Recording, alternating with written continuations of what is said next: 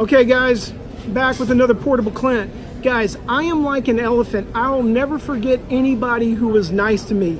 And this movie star, awesome actor, was nice to me on a set, and I'll never forget it. Ladies and gentlemen, Geoff Stults. Wow. Whoa. Dude, look at you, man. Look at you, dude. I got you here. Geoff. This is awesome. No, you're awesome for being here, man. Look at this. I've never done a 12 o'clock noon farmer's market. So it's going to be a little nutty, but we can get through this. I like this. I like it. My problem is I've never sat this close to a bar without drinking before. That's going to be hard for me. That is. I mean, the bar is right there, guys. And we got a dog, but we'll get over that.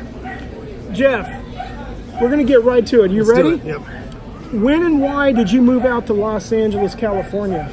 I originally came out here to go to college first. I was 17 years old. I was in Colorado. I had a little bit of notoriety as a football player at a small high school in Colorado. Okay, let's talk about that for 1 second, because I saw that. You were a wide receiver. Go on. Tell me a little bit more about the college ball really quick. Okay. Well, I had some opportunities to play at some middle, like D2 schools or walk on at some D1 schools, and I kind of decided that I wanted to go somewhere, number one, where I wouldn't sit the bench for 4 years. Sure. And then also, I always wanted to be an actor, so I assumed if I was, my whole plan was just to come out here, go to college, graduate, fall into becoming an actor. Then it was just going to have to work itself out, because I didn't fucking know anybody. I didn't know what to do. So I chose a small school out here called Whittier College. I played football for 4 years. In those few years, I would like go to the drama department and say, like, how do people get into the business? And somebody would say, go pick up Drama log, backstage. That's it, Backstage West, right? Yeah. So I went on a couple like random castings. I would hear something on they used to do a lot like bullshit model search stuff. Sure, so yeah. I would hear that on the radio. I'd get that a lot. Yeah. That's probably when we met first. Yeah, exactly. But I had fucking long hair and thought I was cool, and I put my hair in a ponytail, and I was like, what do you mean? I basically was trying to make myself look like Brad Pitt from A River Runs Through It. Okay, yeah. Or no, not A River Runs Through It, sorry. Legends of the Fall. Sorry. Okay, well, he both had long hair, I think, on both of them. He's handsome as shit in both of them. And honestly, that was the plan. Nothing ever happened when I was in college. I did sing in the choir in college, so kind of a little bit of performance background, but I didn't know what I was doing. I didn't have a clue. And then really what happened was my senior year, my brother, who was a year older, decided to transfer out, and he was on a little bit more of an extended college tour. He had redshirted and needed some extra time to get through his credits. He transferred out. We graduated together. It's a longer story. One of my work study jobs is I worked for the admissions department, so they kind of pulled some strings, got him in. Nice. And then we graduated. I had an opportunity. I worked out for a couple scouts. That went miserably bad. I remember looking at them, look at their stopwatch after I ran my 40, like that. You can't possibly be that slow. But there was a little bit of talk. A guy that used to play at Whittier was playing overseas in Austria. I sent some tape out, didn't hear back, and then I got a call. Somebody had gotten hurt during the last preseason game, and I needed to fill a roster spot, so I got a call, and I said, screw it, and I went to Austria for a year. We had just moved out of college. We just graduated from college, just got our apartment here in Hollywood. You and your brother? Yeah, we were trying to figure out what we were going to do. I was chasing the playing overseas idea. He had some credits to make up. We walked on graduation day just so our parents could be there, but he had to take some extra classes. So when I got my diploma and he got one right behind me, his had nothing in it. He still never got that damn diploma. Really fucking jackass. But so anyway, while we were kind of dicking around trying to figure out what we were going to do, he was having lunch with a girlfriend of ours up on Sunset at a bar called Red Rock. It's no longer Red Rock. Oh, I loved Red Rock, dude. Red Rock is the only reason I'm an actor, because my brother was sitting there on the outside Sunday afternoon in June. This woman drove by, saw him, flipped around, jumped out of her car, and handed him her card, and she was an agent. And that's how that was my plan coming together, where the whole falling into it worked out. It was nice. Yeah. And It was a cute dog. So I came back and I was like, call her. He was like doing laundry and found the card. He'd forgotten about it. He had no interest in doing this, and he still claims it 20 years later. So that was 1999 or late 19. It was 1999, summer of 1998, and he still claims it 21 years later that I forced him into being an actor, and he's miserable and never wanted to do it. But now that you've done this for 21 years, like, we realize we have no discernible skills. Like, yeah, same here, man. What am I going to go apply for? I mean, I've got a college diploma, but I couldn't do an Excel sheet. I couldn't. I hear you. And I could definitely not have somebody that's younger than me, and like, telling me what to do. All day. Somebody that's got more initials behind their diploma. Fuck that. Oh, Geoff, I know, brother. So I know. That's how I ended up out here.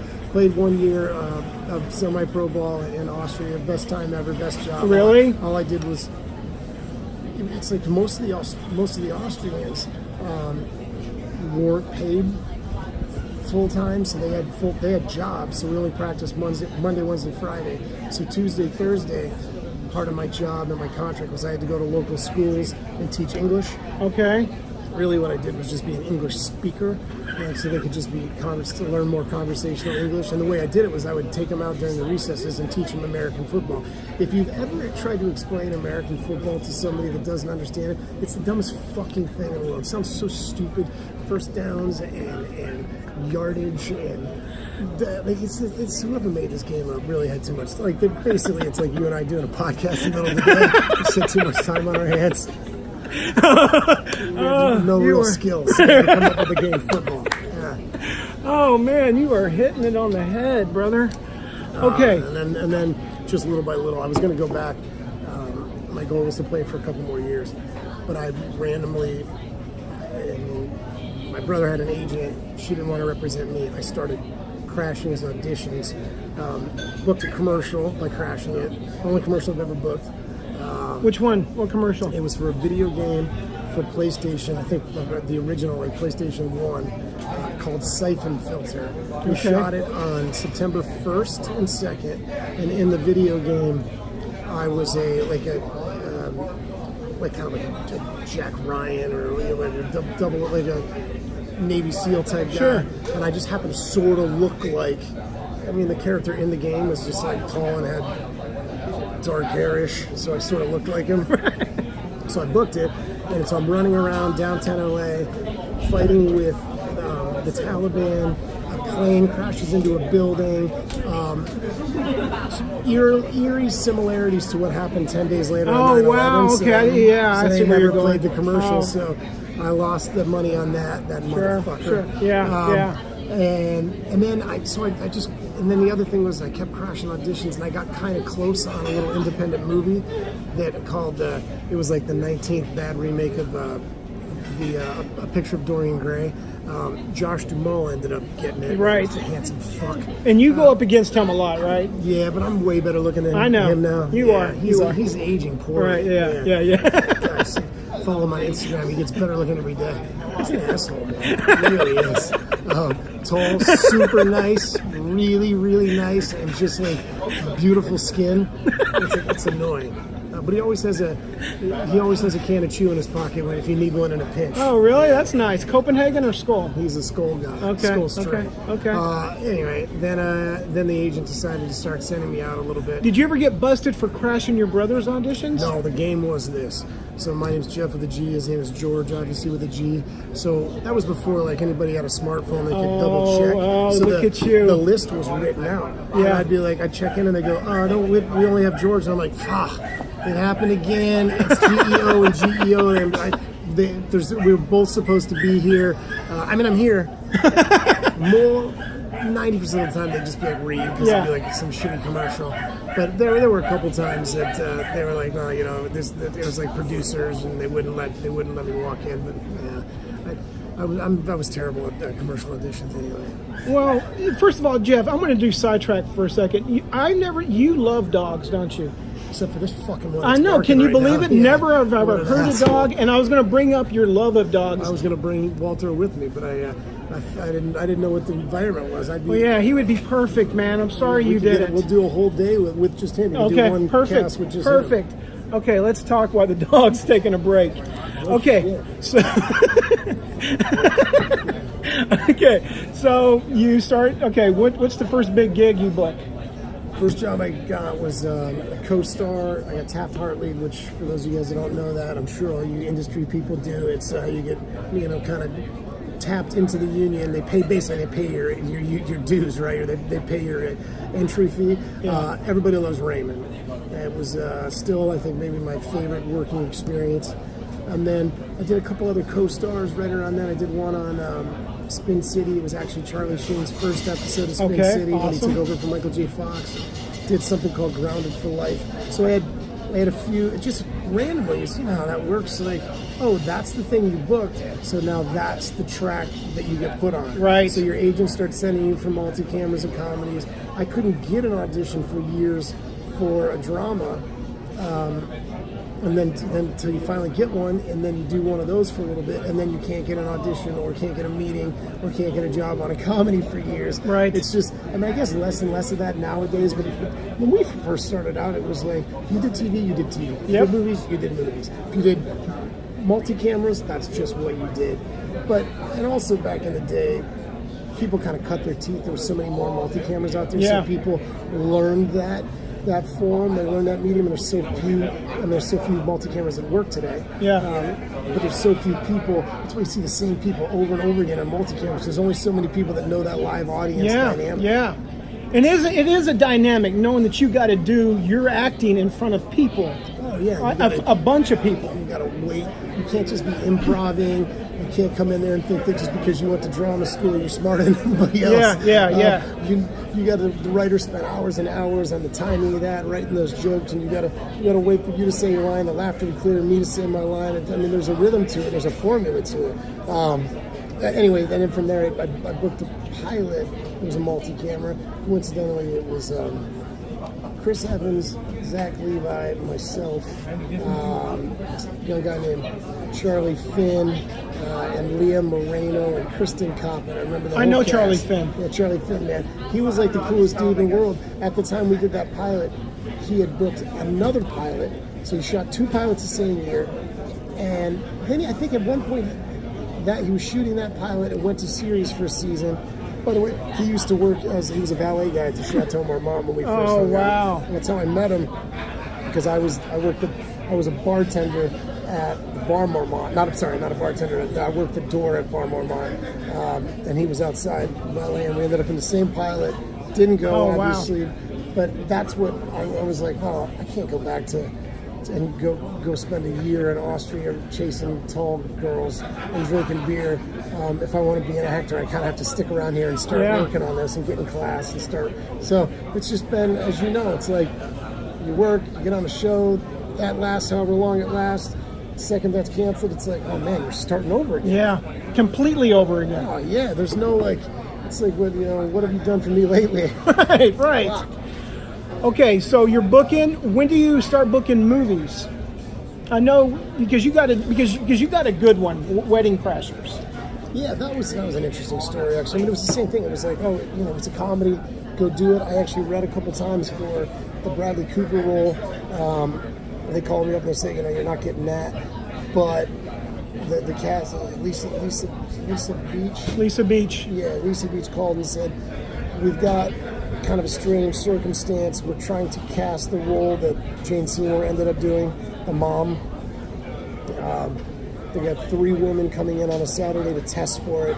Owen Wilson is out of town.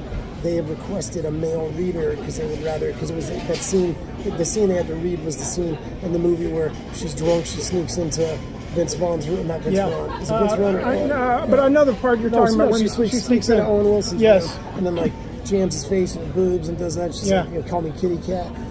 So it was, I was like, yeah, great, I'll do that. That's a good opportunity. So I went and did that, and then the directors offered me the role in the room. It's like, well, we got this other role, the room. You want to do that? Wow, wow. So I got to get my face jammed into 3 lovely. I think Sophia Loren was the other one, and there was the third one. I can't remember.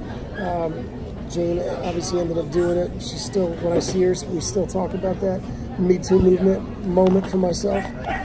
Although it was a legal one where I got Me Too'd.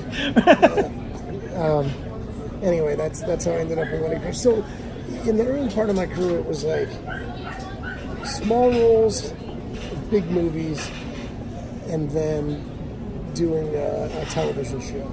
And then it kind of was like a big role in a small shitty movie. Continue to do television throughout there. And then it's only been the last four or 5 years that I've been lucky to kind of, and I wouldn't even say, for a minute there I thought I transitioned and it was going to be all gravy, and then you go do some cool movies and they don't work and you're like, again, starting over again. Yeah. I was here 2 weeks ago fucking auditioning. It was like at office up here. Yep. Who's that casting director? I know the casting director. Somebody, oh God, I just heard his name. I know, me too. He's great. He actually was great, and I'd never read for him before, and I was so taken aback at how cool he was, and like what a collaborative. He like knew his lines and actually did a good job. I ended up getting the damn job. Nice. Yeah, I hadn't worked in a little while, so I'm happy to report that. So I owe him. I should go buy him a sandwich. You should. Yeah, dude. Yeah. He would love that. How many pilots have you shot?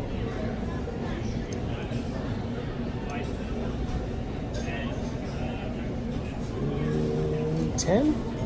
11? How many got picked up? 4? I bet I've done 12 and 4 got picked up. When you do a pilot, are you all? Obviously you're always hoping that it gets picked up, but is it one of those things where like, okay, I booked a pilot, but God only knows if it's going to get picked up. I mean, are you always cautious when you get a pilot? Yeah, well, when I was younger, if you book a pilot, that was like, I didn't even know what that really meant. I was like, that's just the job. So that means like, oh, I booked a TV show. Then you go shoot it, and you like basically already spend all that money. Yeah. It's gone. Yeah. And then you realize, you get a call being like, oh, you're not going to New York. The barometer for me always was like, if somebody called me to say go to New York for the upfronts, that means your show got picked up. So now I don't even I haven't shot a pilot in a few years,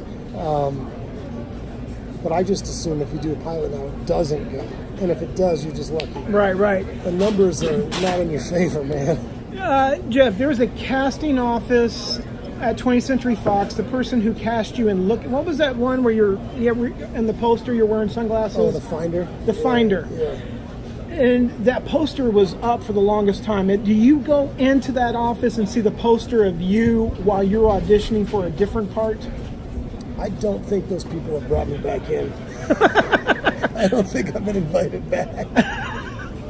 Okay. Yeah. So no, I forget who the casting director was. He was a great dude because he cast Bones. Yep. The Finder. And he cast you in Bones. Yes. Oh man. Was Bones a spinoff from? Finder was a spinoff of Bones. Yeah. Okay. It's what they call a backdoor pilot. So they introduced my character in an episode of Bones, knowing that they might spin it off, and then they picked it up and spun it off. And Michael Clark talking about it. Okay, all right. Here's what I know. Let me tell you what I know about you, okay? You and I worked on Enlisted together. Your name was on top of the call sheet. My name was on the bottom of the call sheet. But why I love you, Geoff, is that you treated me just like I was the second guy on the call sheet. You were always nice to me, dude. That's because the guy that was second on the call sheet was a douchebag. Oh, is that what it was, Dan? Parker Young. Oh, man. Yeah, no, I think actually it was Chris Lowell. Chris was 2 and Parker was 3. Parker was a douchebag. Okay. Chris was good. Yeah. Okay, either way, you are an actor's actor, meaning you get on the set, you are nice to everyone, from the fourth guy to the extra who you have to walk by. I don't understand why people... I thank you for saying that, but I've just always kind of been... I don't understand why people think that they... Maybe it's because they work so hard and, got to that position, but that I don't understand how people think that should not be... a surprise. That shouldn't be a surprise. That shouldn't be the exception. That should just be the rule. But unfortunately, I will say this. Earlier in my career, I would come across more assholes. I think that now we know too much people share too much information. Yeah. So even the assholes have to hide it now, so you can't quite figure it out. When you know when they're an asshole or not is when it's Friday night at 3 a.m. and they're tired and they want to be gone, and and if there's this analogy this guy I worked with, Brad Hickey, used to tell me, never be an asshole, but you got to be squeaky, because if you're squeaky, the squeaky wheel gets the grease, meaning if you ask and complain enough to get that day off, they're eventually just going to give it to you just to shut you the fuck up. Right. But I just don't think you can be an asshole and get away with it anymore. You just don't hear those stories. I mean, those people that are being taken down right now. They're not getting. They're speaking of the phone not ringing. It's definitely not ringing for those people, unless you're, the greatest. But those guys aren't. That's why you hear stories about Clooney and Tom Cruise and Tom Hanks and the people that have made it and have stuck around. Well, there are some people that are probably a little bit, they've set in their ways and they deserve that a little bit. But they can't be assholes, or they wouldn't be fucking working. No, you're absolutely right. I never hear anything bad about Tom Cruise, Tom Hanks. Never. It's the opposite. Yeah. It's always the opposite. It's people get a little entitled. I think today there's a generation of kids, young actors that are, because they became insta famous and they've got millions of followers from doing their skits and things. They think that can translate to them being cooler than they haven't quite earned that. Yeah, you're absolutely right. But those people get checked real quick, because at the end of the day, it doesn't matter how cool you are today. Whatever show you're on is going to end. Whatever movie you just did is going to get forgotten about. You have to continue to show up. And not only do you have to not be an asshole, but you can't get away with not being, bringing it. You can't get away with not being prepared and good anymore, because there's just too many people that they can. I mean, we were talking about this thing that I just booked here, and we were like, what? That kind of money? And they're like, yeah, well, but I'll just find somebody else. Because there's a list of people that'll take it. Like, I'll take it. Right? Fuck. Who is your favorite director you ever worked with? I'm just going to be obscure. I've been lucky to work with a lot of directors, and I wouldn't rank my favorite person that happens to be a director. But my favorite director I ever worked with, just because I thought he got me and I just enjoyed him. It was a guy named Phil Lewis, who directed a bunch of episodes of the show, The Odd Couple, that I was on. Okay, yeah. And I think the reason that I liked him the most is because he was an actor first, and he was doing things that, on Disney, like Drake and Josh. Yep. I mean, those are all quality things, but I wouldn't they're not within the eyes of the industry, not going to be considered perceptually like a fancy thing. So he was just fucking grateful for his opportunities as an actor and as a director, and he was just fun to be around and funny. And I've always, if I do the next multi-camera pilot that I do, I think that he's on the top of my list. I want that guy to direct it. I think he's great. Andy Fickman is another one that I think is awesome. He's a guy that you walk in a room and he's happy, and every single person is happy and excited to come and work together. That's awesome. And the guy that directed the pilot of The Finder, Dan Sackheim, is a neurotic, nutty goofball. But he's about 5'2", nuts. Maybe he's a little taller than that, but to me he was 5'2".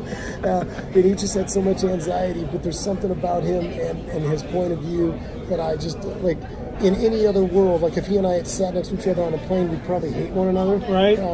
Because he had probably had to get up to pee 20 times, and I was flirting with the flight attendant or whatever it was. Or he would ask for something that I would ask it and not get it, and I would ask for it and then get it, and he would hate me for it. And I'd be like, well, it's not what you ask for, it's how you ask for it, Dan. Oh man. But I don't know, I love that guy, man. I've been really lucky.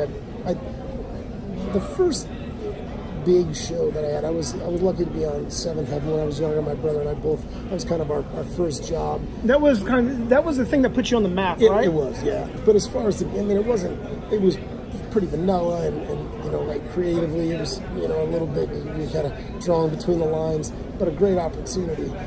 But the first job that I did that I was like, oh, I feel like I'm being an actor now. I'm working with great people. It was a TV show called October Road. Oh, yes. Written by Scott Rosenberg, Josh Applebaum, and Andre Nemec. And those guys, which Scott was at that point a very successful screenwriter who was dabbling in TV,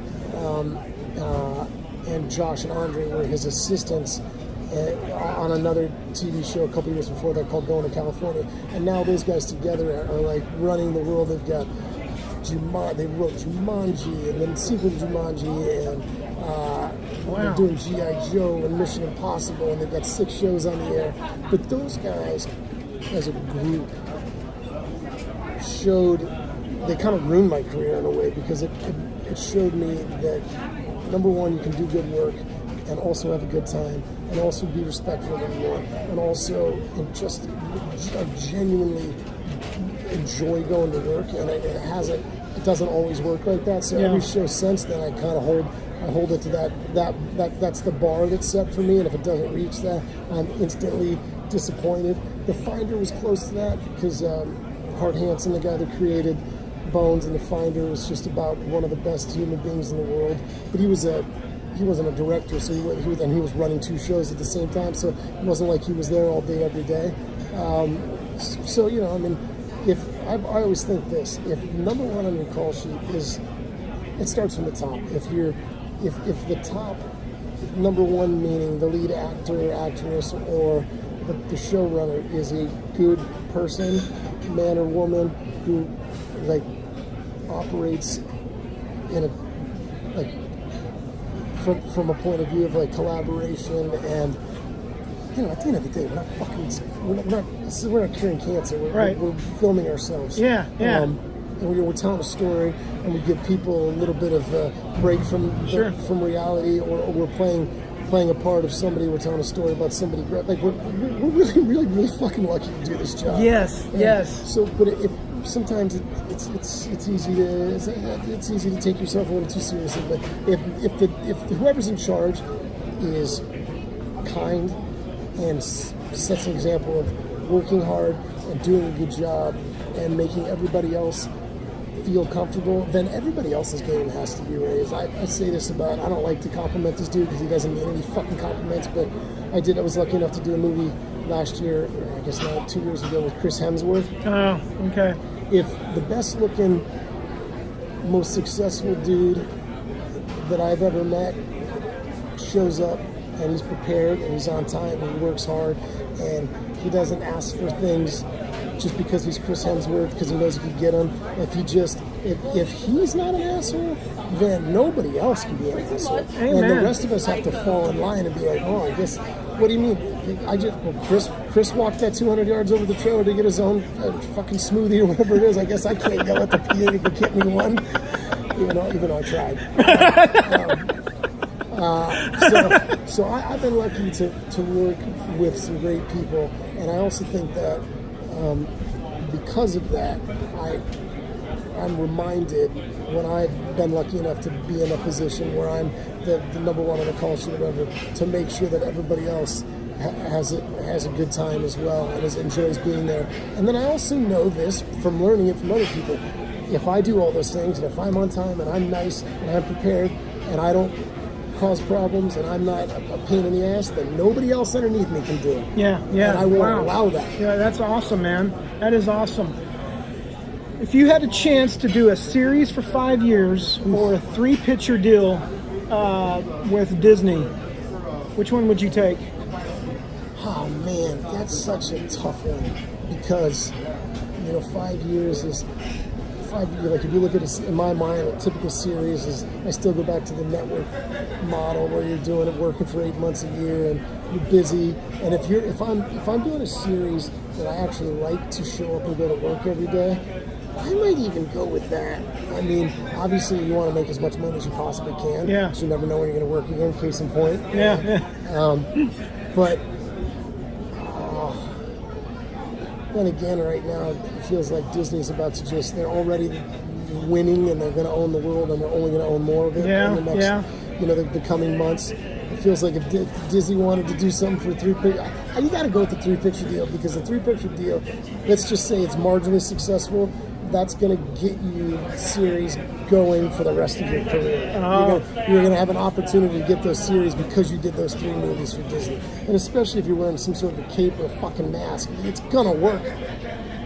Yeah. It almost can't. I mean, like we keep hearing like Endgame's done, that franchise is done. Bullshit. That coffee cup is gonna have it's gonna grow wings and say they could be a superhero. They're gonna find ways. Right, exactly. What is your ultimate goal?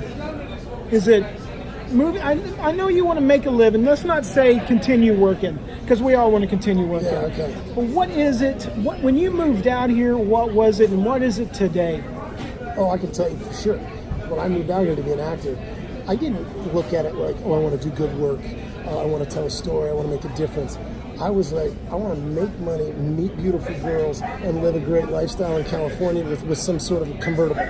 If it was a Jeep or something, and I pictured being on the beach and like, girls in roller skates or whatever that postcard was that I saw, or whatever magazine ad I saw when I was 10 or 15. That's what I was picturing, and the people that got to do that were so in 1992 when I started high school, and before that there was no, like, you saw these movie stars in magazines only, or occasionally like on the news when it was like at a premiere or something like that. There was no Instagram, there was no ETV, there was none of that bullshit. So this Camelot that I pictured out here, that's what it was. And I thought, well, if I'm going to figure out how to do that, I can't throw the ball far enough or run fast enough. I need to figure out how to be a good actor.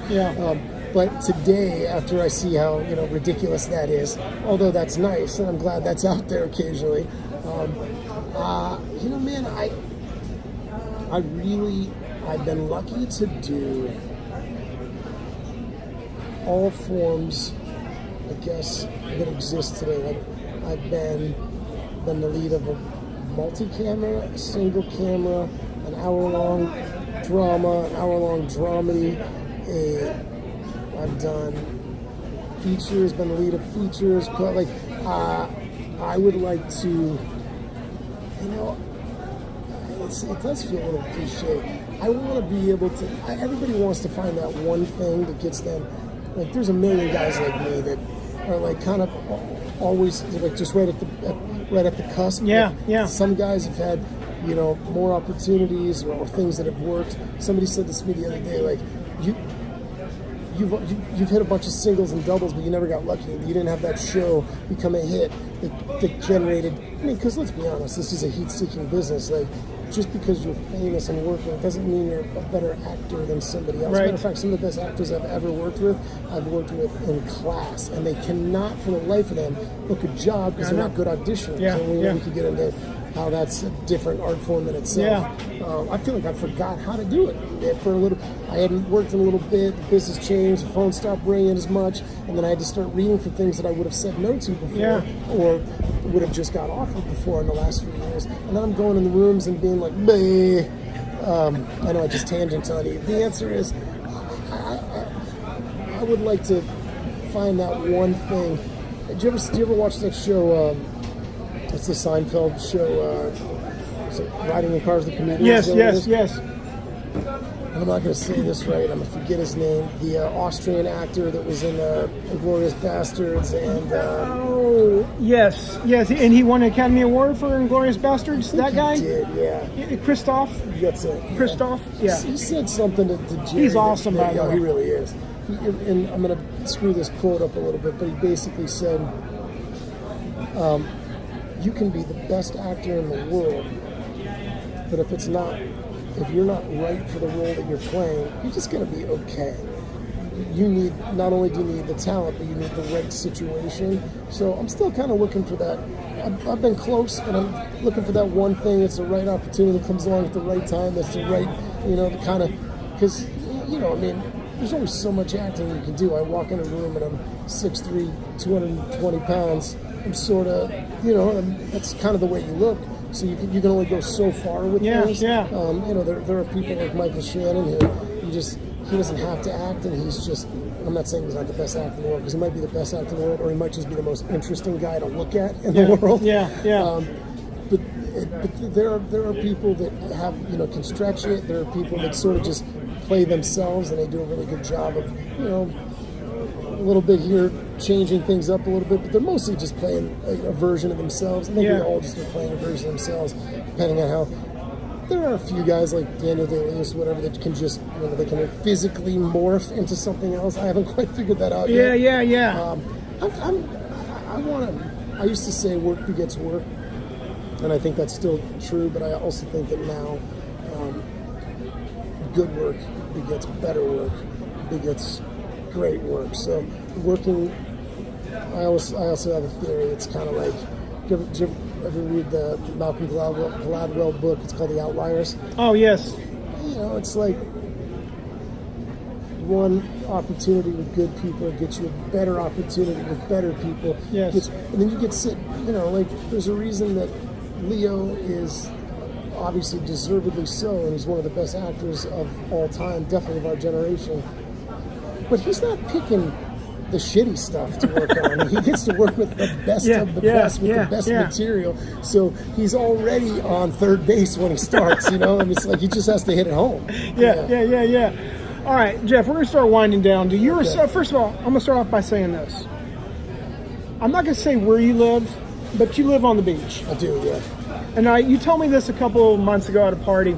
You bought the smallest house that you could just so you could live on the beach. Yeah, I love it, man. To me, Geoff, you are a movie star. I mean, if you looked up movie star, I'm not saying... I get it. You get it? Yeah. You have it, dude. I mean, I guess what I'm trying to say is I'm not worried about you. No, I'm serious. Call my mom. No, I know. Yeah, I got the same parents, trust me. But I'm not worried about you. I talked with you when I worked with you on Enlisted. You and I talked in the white van back to set or back to base. And I told you, dude, because we were shooting on Pico somewhere. Yes, I think, at that shitty restaurant. Yes, that's exactly right. Yeah. And you remember stuff like that, Geoff, which is awesome. But I told you this: Hollywood loves you. I know you may go through some dry spells, but dude, we all do. Yeah. I mean, we all do. But I guarantee you, the sun will always shine for you here. Buddy, so it may be a little cloudy right now, but don't you worry, friend. It's been a little cloudy. I hear you, dude. I know, but I'm not worried about you. I appreciate it, man. Is there anything else? This has been fun. I'm trying to think of who I can talk shit about real quick. Please do, man. God. Who do you see at auditions? Is there like a handful of people you always see when you go in? Definitely when I was younger. I mean, I still almost every time I go to an audition and I sign in, I'm like, oh, I recognize that name. Or I'll tell you, it's more about it's less about auditioning than I had lunch yesterday with I guess it is auditioning, just in a different way. But I had lunch yesterday with a girl that I used to date, and she was like, oh, when we were talking. What does that mean, a girl you used to date? Are you kind of on a date then? No. I mean, I live with my girlfriend now. Okay. I'm just still friends with this girl, and I'm actually randomly became friends with her mom too. I had to learn French. Oh boy! I know, it was interesting. I had to learn French for a job before, and Carrie said, my mom's a French teacher. I was like, no, I didn't know that. Can I call her? So she was like YouTube or FaceTime teaching me French for this job. So anyway, her mom happened to be visiting. I took them to lunch yesterday. They wanted to come out to the beach. We were talking about, I don't see her that often. I was like, what's going on? You dating anybody? She goes, well, no, but I'm actually I got a blind date on Friday. And I won't say the dude's name, but she said his name, and I'm like, so, of course. That will be the third time in 22 years that we've dated the same girl. And so it's not as much auditioning as just, it's a small pond, and it's like just being at a big high school here in Hollywood. So they're the same guys that I run into at auditions over the years. We've also ended up dating the same girls. So I've been out of the game for a few years now, which is probably the best thing for me. I'm very, very lucky to have found somebody that puts up with me and challenges me, and I think and we get along somehow. And that took a lot of work. But yeah, it's the same dudes that I see auditioning that I see in the dating circuit too. I get calls every once in a while from girlfriends or friends that are like, "What do you know about this guy?" And I'm like, "Well, I can tell you who his 10 ex-girlfriends are. I can tell you, you know, I think he's a great friend to me, but you shouldn't date him. Like, I know too much." That's funny. Okay, speaking of girlfriend, my good friend Jonathan Peston, who you met that night, that at the Art of Elysium thing? Art of Elysium. He pointed out that your girlfriend is works for an awesome. We don't even need to say the names, that's but right, because they're in the design world. Yes, together, right? Yeah. And so your girlfriend is a designer. She is, yeah. Okay, I heard great things about her. That's my bottom line there. She better, man. She needs to. I haven't been working for a little while, so she better keep her job. All right, Geoff. Anything else before I shut her down? Oh man, no, this has been fun. This is really enjoyable. Next time we do it. Oh, there's the dog. The dog is right there. He wants to say hi. Okay. We're doing big podcast here, bro. Okay. All right. There he goes. All right, Geoff, do me a favor. Rescue this dog from this crazy old lady. Dog's in a fucking stroller. That's why he's barking. Dog wants to walk. It is a caged stroller. Yeah, like caged in. All right, Geoff, do me a favor. Tell everybody bye out there. Bye, everybody.